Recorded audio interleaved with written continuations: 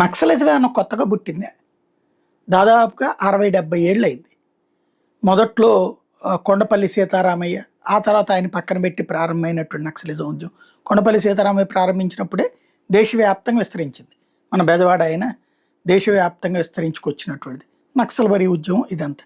అయితే ఇక్కడ సమస్య ఏంటంటే అప్పుడు ఎవరున్నారు అధికారంలో? కాంగ్రెస్ పార్టీ. ఎన్ని సంవత్సరాల నుంచి పరిపాలిస్తుంది? మొదటి నుంచి అదే పరిపాలిస్తుంది. ఆ తర్వాత కాలంలో కదా జనతా ప్రభుత్వం 2-3 ఏళ్ళు, ఆ తర్వాత ఎప్పుడో విపి సింగ్ గవర్నమెంట్ ఓ 2 ఏళ్ళు, ఆ తర్వాత వచ్చినటువంటి దేవగౌడ వాళ్ళ ప్రభుత్వం 2-3 ఏళ్ళు, మరి తర్వాత కదా ఇటు వాజ్పేయి ప్రభుత్వం కానీ ఇదంతా కూడా. ఈ మొత్తం వ్యవహారంలో ఈవెన్ అలాంటి ప్రభుత్వాల్ని నడిపించింది కూడా ఎవరు? నేషనల్ ఫ్రంట్ని కానీ యునైటెడ్ ఫ్రంట్ని కానీ కాంగ్రెసే కదా.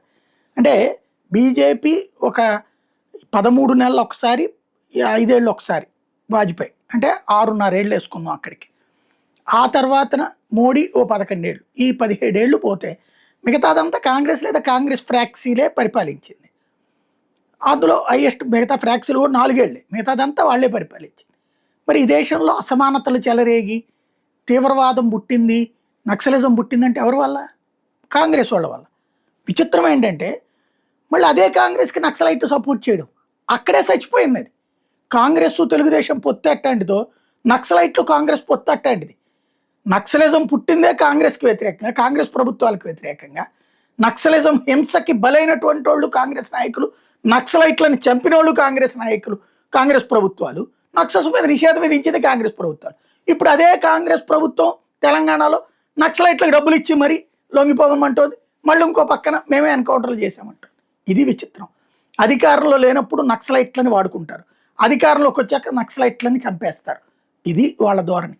అది గ్రహించక సుదీర్ఘకాలం పాటు వాళ్ళ తానులో పావుల్లాగా మరి ఈ దేశంలో సంక్షేమం అనేది గిరిజన ప్రాంతాలకు వెళ్ళనీయకుండా అడ్డుకోవడానికి నక్సలైట్ల వంక పెట్టి దోచుకు తిన్నది కాంగ్రెస్ నాయకులు. గిరిజన నాయకులందరూ కోట్లు సంపాదించారు కాంగ్రెస్ పార్టీలో, కానీ గిరిజనుడికి మాత్రం ఒక్క రూపాయి పెట్టాల, ఒక ముద్ద పెట్టాల. అక్కడ వాళ్ళకి ఎలాంటి సదుపాయాలు అందకుండా చూశారు. అక్కడ కనీసం కరెంటు లేదు, నీళ్లు లేవు. ఏదన్నా అడిగితే అదిగో నక్సలైట్ల వల్ల మేము చేయలేకపోతున్నామని చెప్పేవాళ్ళు. మరి ఇప్పుడు ఎట్లా జరుగుతుంది? మరి ఇప్పుడు అక్కడ రోడ్లు వేస్తున్నారే, కాలువలు కడుతున్నారే, మంచినీళ్ళు ఇస్తున్నారే, ఆ ప్రాంతాల్లో వైద్య సదుపాయాలు కల్పిస్తున్నారే, ఆ ప్రాంతాల్లో స్కూళ్ళు కాలేజీలు వస్తున్నాయి. ఇప్పుడు ఎలా సాధ్యమైంది? ఇంతవరకు ఇట్లాంటి కార్యక్రమం ప్రభుత్వం ప్రకటించడం, ఆ పైన నక్సలైట్లు తగలబెట్టడం, ఆ పైన అందుకని ఆగిపోయామని చెప్పడం, అంటే ఇద్దరి మధ్యన అండర్స్టాండింగ్ కదా, ఇది నాయకుల మధ్యన అండర్స్టాండింగ్ కదా. అందువలన నాశనం అయ్యి ఆ విధంగా నక్సలైట్లకి అడవులు సేఫ్, అదే సందర్భంలో నాయకులకి నక్సలైట్లు అని అడ్డం పెట్టి గిరిజనుల పేరుతో డబ్బులని వీళ్ళు మింగేయడం సేఫ్. ఇలా జరిగిపోయినటువంటి దందాకి చెక్ పెట్టినటువంటి వాడు, కనిపెట్టి దెబ్బ కొట్టినటువంటి అమిత్ షా. నిన్న అదే ఆయన నిర్మోహమాటంగా మాట్లాడినటువంటి మాటల్లోని మర్మం.